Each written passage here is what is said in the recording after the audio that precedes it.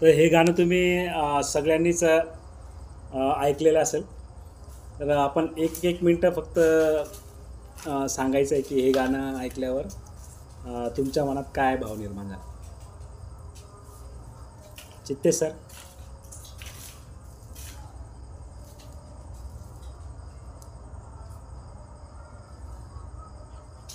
हां, बोला राहुल.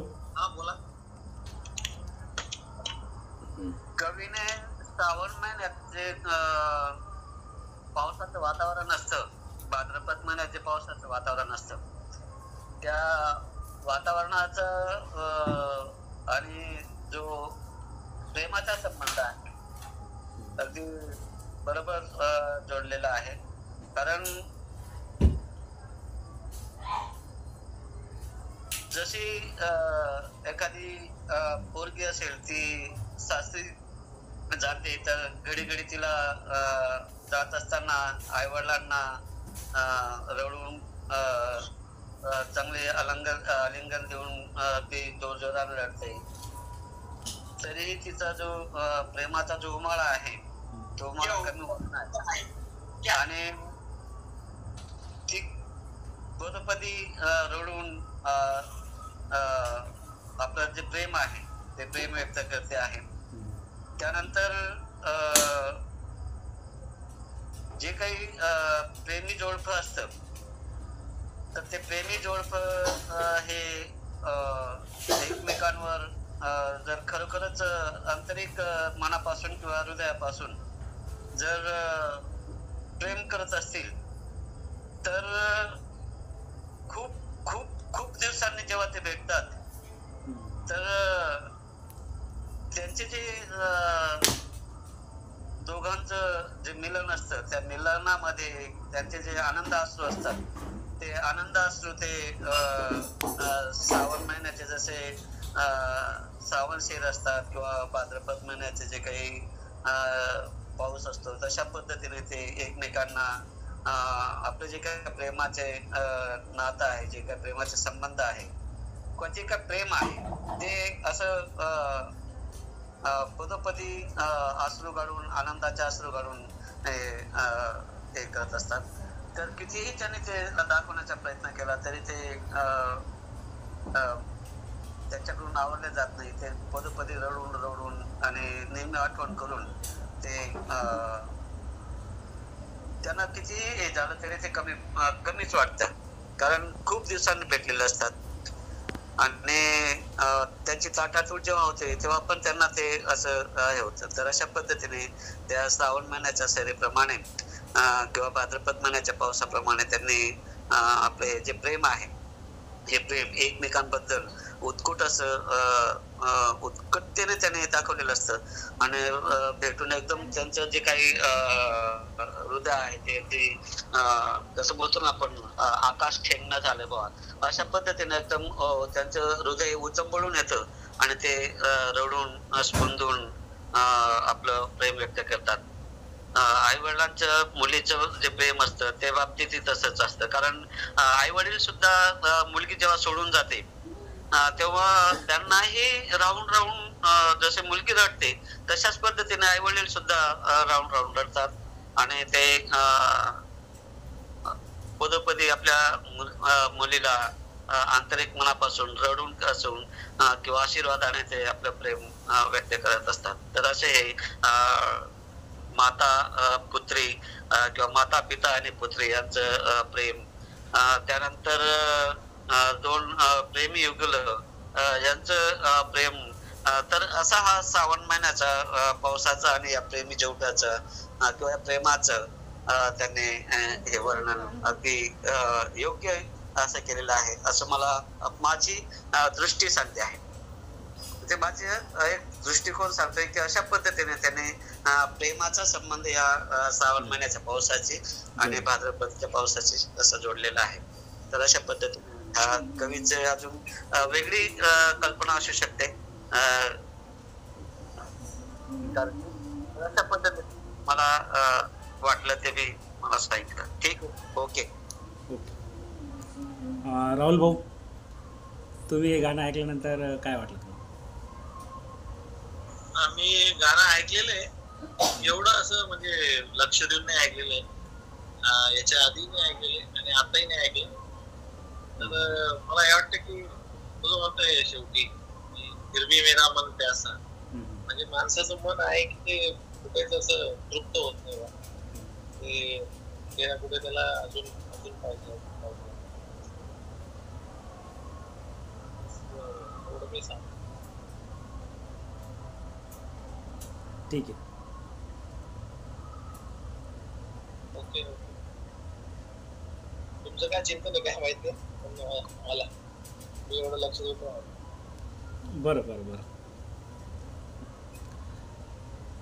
तर हे जे काही गाणं आहे ते आणि सम्यक दृष्टी याचा संबंध आता तुम्हाला डोक्यात विचार करत असाल तुम्ही की या गाण्याचा आणि आध्यात्मिकतेचा कसा संबंध आहे. तर मी आधीच सांगितलं की भंते संरक्षित यांनी सम्यक दृष्टी लोकांना कशी कशी प्राप्त होऊ शकते याच्यामध्ये अनेक उदाहरणं दिले. काहींना स्वप्नामध्ये पण होऊ शकतं, काहींना खूप विरहामध्ये होऊ शकतं, काही खूप दुःखामध्ये असतील तेव्हा त्यांना सम्यक दृष्टीचं लाभ होऊ शकतो. काही खूप चिंतन करत असणारे लोक आहे त्यांना चिंतनातून पण होऊ शकतं. आणि असं लिहिता सांगता त्यांनी एक शब्द लिहिला की सुमधुर संगीत ऐकतानासुद्धा तुम्हाला एखादं सम्यक दृष्टी प्राप्त होऊ शकते. तर म्हणून मी हा विषय घेतला की संगीत जर का आपण ऐकताना सम्यक दृष्टी प्राप्त होऊ शकते. तर असं एखादं गीत गीत जेव्हा मी ऐकलं, आता जसं याच्यात म्हटलेलं आहे की मैरे नैना सावन भादो फिर भी मेरा मन प्यासा, नाही का. त्यानंतर पुढं तो जातो सांगतो की दर्द भरा गीत आहे आणि ह्या ओठांवर कसा आला त्याला प्रश्न पडलेला आहे. त्यानंतर तो असं म्हणतो की विसरून जायला पण तो विसरून गेलेला आहे, एवढी पण त्याच्यात स्मरणशक्ती राहिलेली नाही. त्यानंतर पुढच्या ह्याच्यात त्याने म्हटलं की एक जुनी कहाणी आहे जी त्याला आठवत नाही आहे आणि एक प्रकारचा झुटा दिलासा असं पण त्याच्यामध्ये एक वाक्य आलेलं आहे. आणि शेवटी त्या म्हणतं की खूप वर्ष झाले भेटलो आणि बिछडलो, तर त्याला आता आशेची किरण दिसते, आशेची रेषा दिसते त्याला. आणि शेवटी तो म्हणतो की आशा आणि निराशा असे दोन शब्द त्यांनी टाकलेले. तर हे गाणं आणि सम्यक दृष्टीमधला जो सम्यक दृष्टी म्हणजे काय आता आपण ते बघणार आहोत. आणि या गाण्याचा संबंध आपल्याला तिथं जोडायचा आहे. आणि माझी विनंती तुम्हाला राहील की जेव्हा हे तुम्ही सम्यक दृष्टी पूर्ण ऐकाल त्यानंतर पुन्हा तुमच्या नेटवर जाऊन तुम्ही हे गाणं एक 2-3 वेळा जर ऐकलं तर तुम्हाला हा संबंध जोडता येईल. तर सम्यक दृष्टी काय आहे, तर आपल्याला मला जरा फास्ट जावं लागणार आहे, आपल्याकडे थोडा वेळ कमी आहे त्याच्यामुळं. तर सम्यक दृष्टी काय माहिती आहे का, भंते असं म्हणतात की अस्तित्वाचा सत्य स्वरूपाचं दर्शन म्हणजे सम्यक दृष्टी म्हटलेलं आहे. आणि ते असं म्हणतात की हा काय सैद्धांतिक बौद्धिक किंवा काल्पनिकपणे समजून घ्यायचा विषय नाही आहे. तर भंते असं म्हणतात की हा सरळ आहे, तात्काळ आणि आंतरिक अनुभवाचा विषय आहे. ते म्हणतात की हे सरळ आहे. सरळ म्हणजे कसं आहे की हे अनुभव, आंतरिक जो अनुभव आहे त्याच्यातून जो बघतो तसं आहे ते काही बौद्धिक नाही आहे, काल्पनिक नाही आहे. आणि म्हणून भंते असं म्हणतात की अस्तित्वाचा सत्य स्वरूपाचं दर्शन म्हणजे काय मग. आणि मग ते म्हणतात की तो 3 प्रतिमाच्या माध्यमातून भंते सांगतात की ते आपल्याला समजू शकतं. तर पहिलं प्रतीक त्यांनी दिलं आहे भवचक्राचं प्रतिमा, दुसरं आहे भगवान बुद्धांची प्रतिमा आणि तिसरं आहे मार्ग, ऊर्ध्वगामी चक्राकार मार्ग. आपण सगळ्यांनी अभ्यासलेलंच आहे. तर सम्यक दृष्टी म्हणजे काय की अस्तित्वाचं जे स्वरूप आहे, सत्य स्वरूप आहे, त्याचं दर्शन जेव्हा आपल्याला होतं तर त्यावेळेला आपण सम्यक दृष्टी आपल्याला प्राप्त होते. आणि मग आपण तिथं थोडं वेगळं बदललेलं असतो. आणि हा आर्य अष्टांगिक मार्गाचा जो काही पहिला भाग आहे सम्यक दृष्टी, हे मिळाल्यानंतर आपले जे बाकीचे अंग बदल जे होत आहे ते आपल्या परिवर्तनामध्ये बदल होत असतो. आणि आपण स्वतःकडं पण जर बघितलं तर आपण जेव्हापासून संघामध्ये आलेलो आहे, या धम्माच्या कन्सेप्ट हळूहळू आपण जेव्हा समजतोय तर त्यावेळेला आपल्यामध्ये हळूहळू बदल होतो. हा बदल का होतोय? कारण आपल्यामध्ये एक प्रकारे आपल्याला अस्तित्वाचं जे काही सत्य स्वरूप आहे ते थोडं थोडं आता समजायला लागलं आहे. कारण आपण आधीच म्हणतात की प्रत्येकाला वेगवेगळ्या माध्यमातून सम्यक दृष्टीची प्राप्ती होऊ शकते. एखादा दुःखात असू शकतो, एखादा चिंतन करत असू शकतो, एखादा पुस्तकातून असू शकतो, किंवा एखादा संघामध्ये नेहमी वावरणारा तो जेव्हा झोपी जातो त्यावेळेला स्वप्नात पण त्याचं चिंतन जर चालू असेल तर स्वप्नात देखील तो त्या सत्यस्वरूप अस्तित्वाचं सत्यस्वरूपाचं दर्शन त्याला होऊ शकतं. आणि म्हणून पण जेव्हा मी चिंतनातून प्रज्ञा हे वाचत होतो तेव्हा त्यांनी एक गोष्ट सांगितली की चिंतन जे काय आपण एखादी गोष्ट तर्क आणि वितर्क असं सांगितलं त्याने. जसं आपण ध्यान करताना श्वास तर्क लावतो आणि वितर्क म्हणजे त्याच्यावर विचार करतो, श्वासावर आपण लक्ष केंद्रित करतो. तर चिंतन पण तसंच आहे. चिंतनमध्ये पण आपण एखादा विषय घेतो आणि त्याच्यावर लक्ष केंद्रित करतो, याला चिंतन म्हटलेलं आहे. तर जेव्हा आपण सम्यक दृष्टी बघतो तर त्यावेळेला पण असंच घडतं. आपण काय करतो, एखादा विषय जर धरला तर तोच आपल्याला समोर येत असतो मग. आणि म्हणून पण जेव्हा आपण एखादा संगीत हा विषय धरला, म्हणजे एखादं गाणं आपण ऐकतोय आणि त्या गाण्यामध्ये पण जर आपण अस्तित्वाचं सत्य स्वरूपाचं चिंतन करत असलो तर आपल्याला त्या गाण्यातून पण, त्या संगीतातून पण, त्या कवितेतून पण, जसं आता चित्ते सर म्हटलं की त्यांना एक प्रेमयुगुल दिसलं नाही का, पण ते पण एक भवचक्राचंच प्रतीक आहे. म्हणजे आपण संसारामध्ये का, कारण भवचक्र आहे, म्हणजे जन्म, जीवन, मृत्यू आणि पुनर्भव हे जे काही चक्र आहे याला भवचक्र म्हटलेलं आहे. आणि आपल्या सगळ्यांना माहिती आहे की भवचक्रामध्ये 6 लोक आहे, जे देवलोक, असुरलोक, मनुष्य, प्राणी, प्रेत आणि नरकलोक. तर या चक्रामध्ये आपण फिरत आहोत, ज्याला आपण कार्यकारण भाव पण म्हटलेलं आहे. तर जी सम्यक दृष्टी आहे ती या 3 प्रतिमातून बनते असं म्हणतात की तुम्ही जाणू शकता. तर पहिले आहे भवचक्र, दुसरे बुद्ध. जेव्हा आपण बुद्ध पाहतो, 5 ध्यानी मंडल बघतो तर त्यावेळेला आपल्याला लक्षात येतं की बुद्धांकडे जेव्हा आपण बघतो तर एक अशी पण अवस्था आहे की जी चित्ते सर फोन हे करा ना प्लीज. Yes, thank you. तर दुसरी जी प्रतिमा आहे बुद्धांची प्रतिमा आहे. आणि एक अशी अवस्था की ज्याच्यातून आपण या सगळ्या भवचक्रातून जाऊन एक अशा अवस्थेपर्यंत प्राप्त करणाऱ्या गोष्ट आहे, याचं प्रतीक म्हणजे बुद्ध आहे. ज्यांनी बुद्धत्व प्राप्त केले आणि बुद्धांनंतर अनेक लोकांनी ते प्राप्त केले. तर हा दुसरा मार्ग आहे. आणि तिसरा जो मार्ग आहे ज्याला ऊर्ध्वगामी चक्रकार मार्ग म्हटलेले आहे. आणि हा जो मार्ग आहे हा दोघांना जोडणारा मार्ग आहे, म्हणजे संसार आणि निर्वाण, बुद्ध आणि सामान्य मनुष्य म्हणजे आपण, यांच्यामध्ये जो काही जोडणारा दुवा आहे तो ऊर्ध्वगामी चक्राकार मार्ग आहे. आपण बघतोच की जेव्हा आपल्याला एक प्रतिमा आलेली आहे, डोळ्यामध्ये बाण खुपसलेला व्यक्ती दाखवलेला आहे, तर त्या जेव्हा त्याला वेदना होतात, त्याला जाणीव होते आणि तिथून तो ऊर्ध्वगामी चक्राकार मार्ग जातो, तो पुन्हा भवचक्रात जात नाही. आणि मग तो प्रीती, प्रसिद्धी, समाधीपर्यंत असं तो जातो, बुद्धत्वापर्यंत तो जातो. तर हे जे काही 3 मार्ग आहे त्याचा जर जेव्हा आपण अभ्यास करतो, त्याच्या जवळून जेव्हा आपण अभ्यास करतो, कार्यकारण भाव जेव्हा आपण समजून घेतो आणि 4 आर्य सत्य जेव्हा आपण समजून घेतो, तर तेव्हा आपल्याला सम्यक दृष्टीची प्राप्ती झाली आहे असं आपण म्हणू शकतो. म्हणजे तेव्हा आपण अस्तित्वाचं सत्य स्वरूप बघू शकतो असं म्हणतात. तर 4 आर्य सत्य पण या 3 मार्गांनाच दाखवणार आहे. म्हणजे दुःख आणि दुःखाचं कारण हे भवचक्र प्रतीक आहे. त्यानंतर दुःख निरोध म्हणजे बुद्ध. तर दुःख निरोध जे ते त्याचं प्रतीक म्हणजे काय, बुद्ध आहे. आपण पाहिलं दुसरा मार्ग आहे बुद्धांचा, ज्याच्यामध्ये 5 ध्यानी मंडळ आहे. आणि तिसरं जे काय आहे मार्ग, आर्य अष्टांगिक मार्ग. तर त्या दुःख निवारणापर्यंत जाण्यासाठी आपल्याला जो मार्ग आहे तो आर्य अष्टांगिक मार्ग आहे.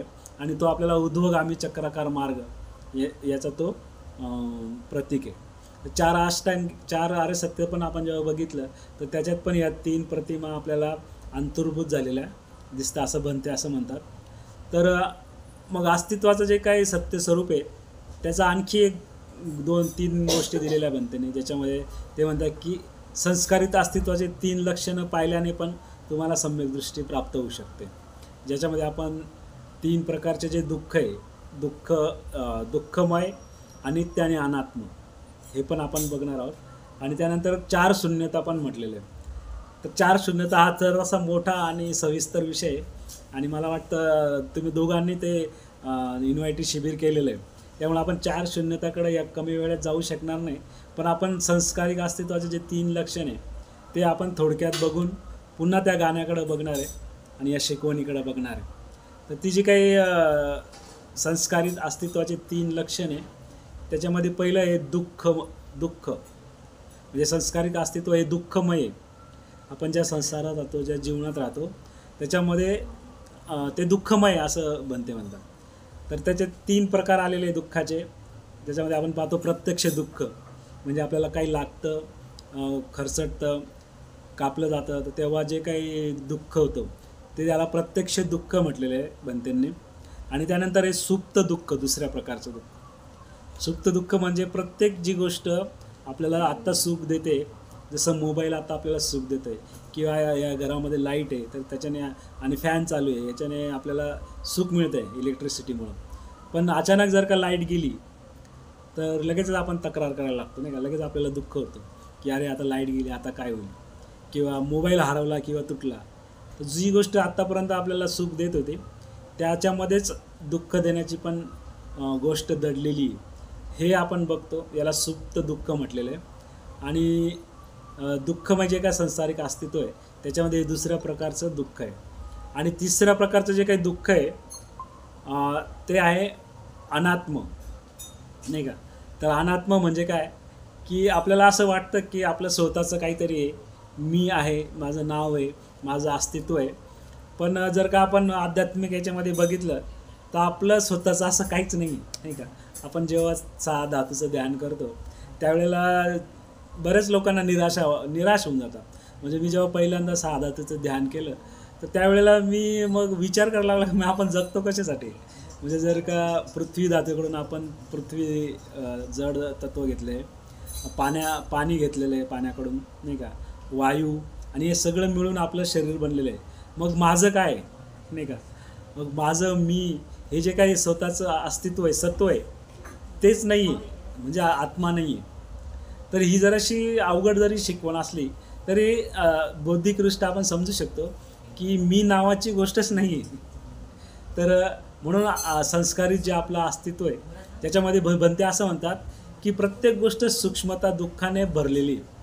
आणि असं म्हणतात की जोपर्यंत आपल्याला बुद्धत्व प्राप्त होत नाही तोपर्यंत आपल्याला चिरकाळ टिकणारं सुख मिळत नाही. आणि म्हणून आपण असमाधानी असतो, कारण प्रत्येक गोष्टमध्ये सूक्ष्मता दुःखाने भरलेलं आहे. या संस्कारित संस्कारिक अस्तित्व आहे त्यांचं एक, आणि ते दुःखाने भरलेलं आहे. आणि म्हणून बनते असं म्हणतात की संस्कारित अस्तित्वाचे हे 3 लक्षणं पण आपण चिंतन केलं की दुःख आहे, प्रत्यक्ष दुःख, सुप्त दुःख, तात्विक दुःख. त्यानंतर जग अनित्य आहे, नाही का. अनित्याबद्दल तर आपल्याला सगळ्यांनाच माहीत आहे की आपण सतत बदलतो आहे, प्रत्येक गोष्टी बदलत आहे. आणि आधी जी गोष्ट होती ती आत्ता राहिलेली नाही, आणि उद्या पण ती तशीच राहणार नाही. म्हणून आपण प्रत्येक गोष्ट आपण हळूहळू आपण आपलं वय वाढते, आपलं शरीराची रचना बदलते, हळूहळू आपण उद्धत्वाकडे जातो आहे, आणि अशा प्रकारे प्रत्येक गोष्ट बदलत आहे, नाही का. आता आजच मी एका एरियामध्ये गेलो जिथं मी जवळपास 12 ते 15 वर्षानंतर गेलो, आणि तिथे गेल्यानंतर सगळंच बदललेलं होतं. ते जे घर होतं, जे सुरुवातीला खूप लांबून दिसायचं, ते आता दिसत नव्हतं. त्यालापर्यंत पोचायलाच आम्हाला खूप वेळ लागला. तर काळ सतत बदलतो आहे, प्रत्येक गोष्ट बदलते.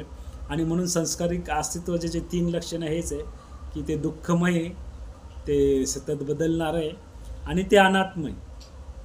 आणि म्हणून म्हणतात की सम्यक दृष्टी जी काय ती प्राप्त जर करायची असेल, म्हणजे अस्तित्वाचं सत्य स्वरूप जर आपल्याला त्याचं दर्शन घ्यायचं असेल, ते बघायचं असेल, तर त्यासाठी आपल्याला भवचक्राचा अभ्यास करावा लागेल, समजून घ्यावा लागेल, बुद्ध समजून घ्यावा लागेल, आणि ऊर्ध्वगामी मार्ग जो त्या दोघांना जोडणारा मार्ग समजून घ्यावा लागेल.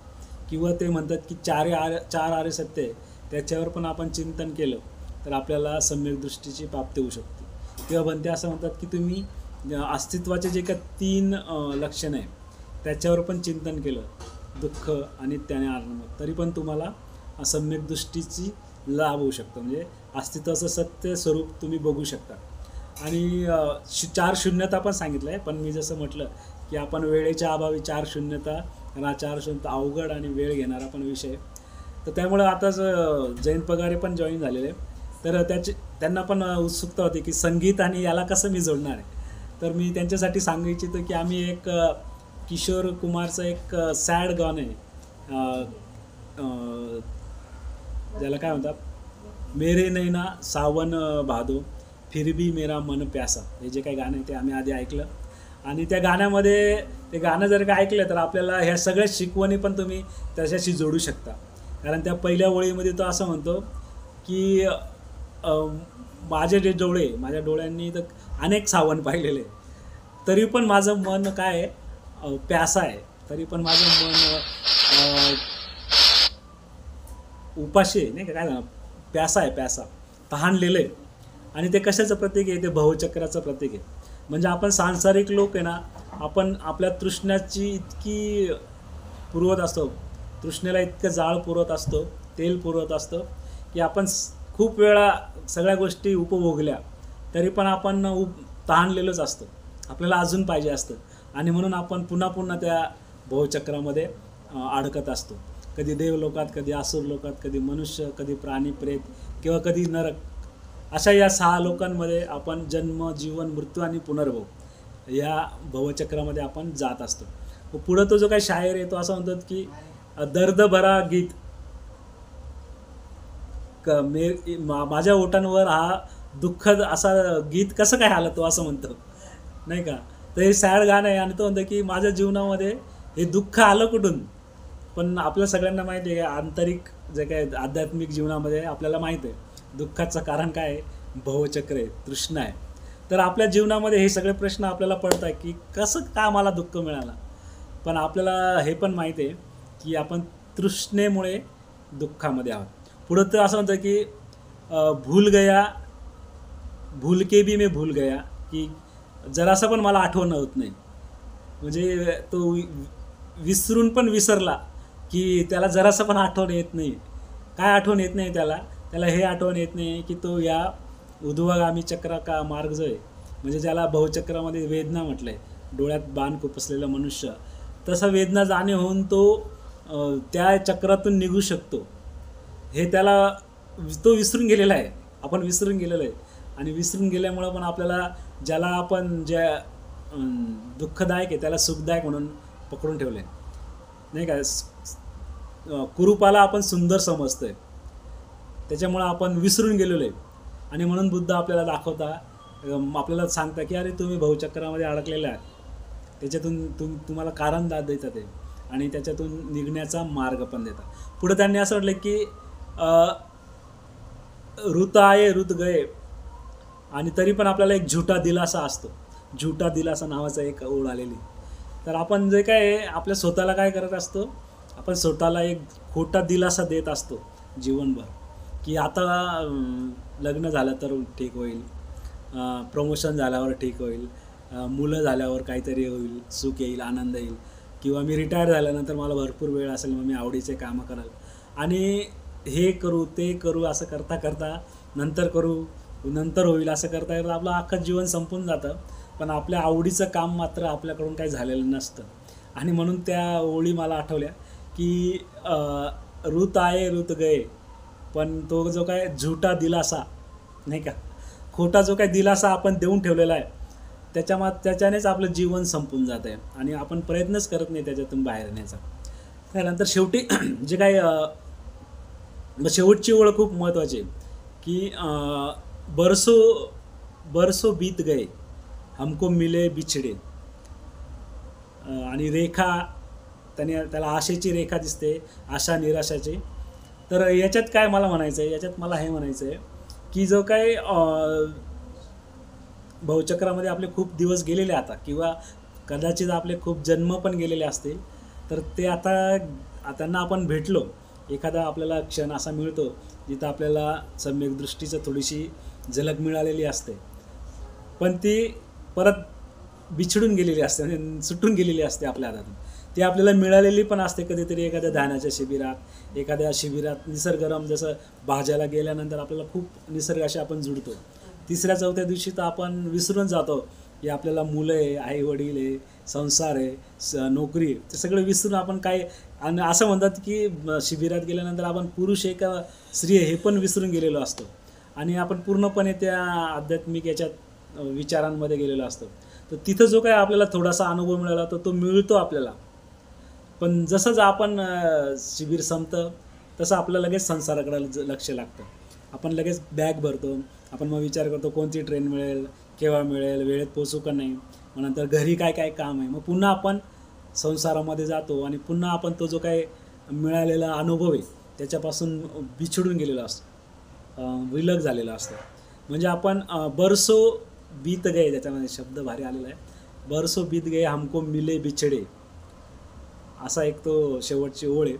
तर त्याच्यामध्ये जो काय भाव आहे तो मला असं वाटतं की जो आपला आध्यात्मिक अनुभव असतो, जो आपल्याला सम्यकदृष्ट्या आपल्याला सगळ्यांनाच कधी ना कधी अनुभवलेली आपण, परंतु ती कुठं मिस झालेली आहे, मग ती कुठं हरवलेली, ती का आपल्यासोबत नाही.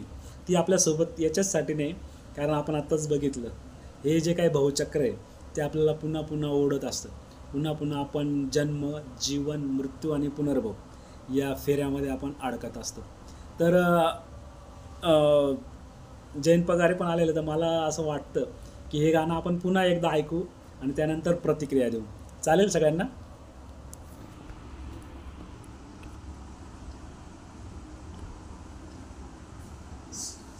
कोणीतरी सांगा चालेल की नाही. चांगलं चिंतन आहे तुमचं. गाण्यामधून सम्यक दृष्टी जे तुम्ही सांगितलं थोडंफार समजलं.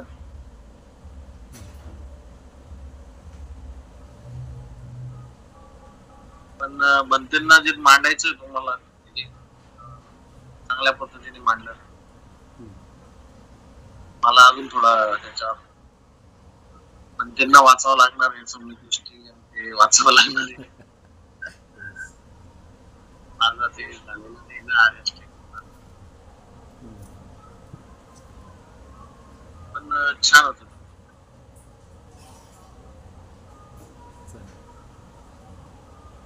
ओके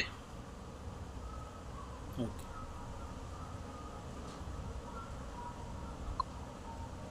चित्ते सर,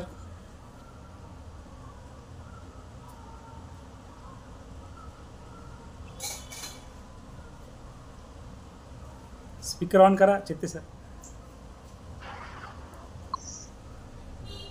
हा,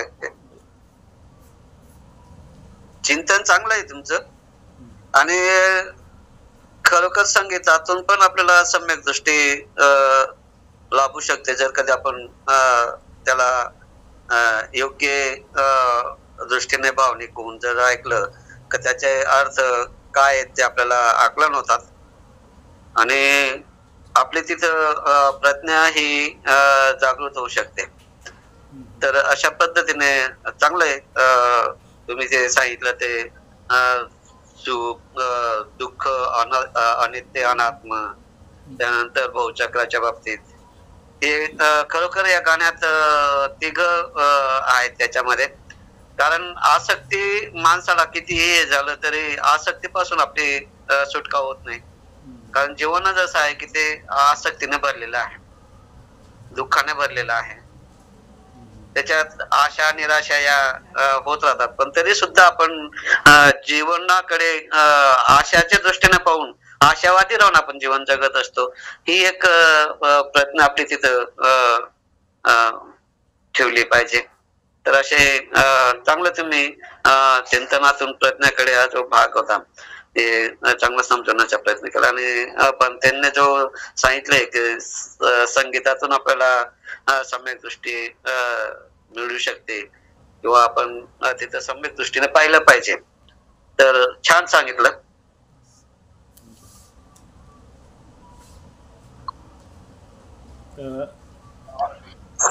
यानंतर आपण पगार सरांना विनंती करूया आणि आपण समारोप म्हणजे त्याच्यानेच थांबूया त्यांच्या मनोगताने. जय भीम सर. चित्ते सर म्यूट करा. ओके. तर सर्वप्रथम मी चॅप्टरला उशिरा जॉईन झालो त्याबद्दल आपल्या सगळ्यांची दिलगिरी व्यक्त करतो. एका कौटुंबिक कार्यक्रमाच्या निमित्ताने मला बाहेर जावं लागलं. शेजारी एक कार्यक्रम होता छोटा वाढदिवसाचा त्या निमित्ताने. तर सरांना फोन करून त्याची कल्पना दिली, परंतु मला हा विषय जरा नवीन वाटला होता. संगीत आणि सम्यक दृष्टी काय वा संगीतातून. तर सरांना फोन केला, मी दुपारपासून डोकं गाजवतोय काय विषय म्हटला. तर मला ऐकायचं, जर नाही जमलं मला समजा पूर्ण तर मला रेकॉर्डिंग कर आणि ऐकतो. तर ऍक्च्युली त्या मानाने मी एक 20-25% फक्त ऐकलंय आन्सराचं, पण रेकॉर्डिंग केलं ओव्हरऑल मला येस ते पाहिजेत. आता उद्या माझं एकट्याचं चॅप्टर माझ्या ऑफिसमध्ये होईल. स्वतःच चॅप्टर होईल या विषयावर. गाणंही ऐकेल परत आणि आन्सराचं जे त्याच्यावर चिंतन पण करेल आणि पुन्हा त्याच्या प्रश्नाचं कसं आहे त्याच्यावर स्वतःला त्याच्यावर सेल्फ स्टडी हा माझ्यासाठी विषय राहील. जॉब प्लस ते उद्या. तर एक चांगली गोष्ट मिळाली मला ती एक. आणि खरंच आन्सराने काहीतरी म्हटलं वेगळं आहे, काहीतरी आन्सराने सांगितलं तर मला आकर्षण होतं आणि थोडंसं कळलं पण आता शेवटी की त्या गाण्यातून संगीतामधून कशा पद्धतीचं जीवनचक्र म्हणजेच भावचक्र सांगितलंय. आन्सराच्या मी जेवढं ऐकलं त्याच्यामध्ये वारंवार भावचक्र हा शब्द येत होता. तर हे संसाराचं चक्र कसं आहे, भावचक्र कसं आहे, कसा मनुष्य त्याच्यातून अडकतो सुटतो हे खूप छान त्याच्यामध्ये त्याने निर्देशित केलं. आणि मेरे नैना सावन बहादूर फिर भी मेरा मन प्यासा, म्हणजे तृष्णा किती माणसामध्ये, जीवन तृप्तच होत नाही, त्याला वारंवार तो आसक्तीमध्ये याच्यात हा अडकत राहतो. या चक्रातून त्याची सुटका होत नाही. थोडक्यात आपल्या भाषेत बोलायचं तर भावचक्रातून. आणि हे अनित्य असून देखील त्याच्यातून सुटत नाही, हे मला खूप छान वाटलं. आणि भंतेंनी त्याला कसं जोडलं या चक्राला आणि आपल्या या सांसारिक याच्यामध्ये आपण कसं अडकलो आहोत, याच्यातून जर सुटायचं असेल तर मार्ग कोणता आहे ही दृष्टी आपल्याला जी दाखवली भंतेंनी. तर शेवटचं उदाहरण खूप छान दिलं आन्सरांनी की शिबिरात जातो आपण सगळं सोडतो, आलं की घरी असतो तर 5 मिनिटं सुद्धा आपण एकमेकांच्या संपर्कापासून दूर राहत नाही. जरा थोडस 3 किलोमीटर मध्ये गेलो तरी बायकोला फोन करतो, आता मी इथं आहे, आता तिथं आहे, मग आता काय आणू, काही घेऊन येऊ का, आता मी या एरियापर्यंत आलो. म्हणजे इतकं आपलं जीवनचक्र आपण गुरपटले गेलेलो आहे. आणि याच्यातून त्यांनी आपल्याला ही दृष्टी दिली की अरे बाबा हेच नाही तुझं, या जीवनात अडकून तुला कुठलंच स्वास्थ्य नाही, कुठलंच सुख नाही, तर तू याच्यात अडकला आहे. पण तुझं खरं जे जीवन आहे, आनंदी जीवन, ते याच्यामध्ये आहे, या अध्यात्मामध्ये आहे. आणि तो अध्यात्म या शिबिर केंद्रांवरून आपल्या ज्यावेळेस मिळतो असं खूप छान शोध आपला की पुरुष का स्त्री हे सुद्धा कळत नाही, जे इथपर्यंत आपण तल्लीन होतो. आणि हे खरं सुख आहे आणि भावचक्रातून सुटण्याची खरी संधी आणि खरा मार्ग आहे. आणि संगीतातून आन्सरांनी खूप छान प्रकारे त्याला म्हणजे अशी एक जी माळ आहे, त्या माळेमध्ये या सगळ्या मनींना एकत्र गुंफण्याचं काम त्याने सुंदर केलं. अजून मी ते उद्या चांगलं छान ऐकेल पूर्ण आणि खरंच मी स्वतः सेल्फ स्टडी करेल त्याच्यावर. आवडलं मला. आणि खरंच आजचं म्हणजे चॅप्टर छान झाला ना. आपण जर राजेश वगळला तर आपण सगळे पण आलो, त्याचा आनंद झाला. तर असं नाही, मला समाधान वाटलं आणि खूप छान वाटलं. धन्यवाद.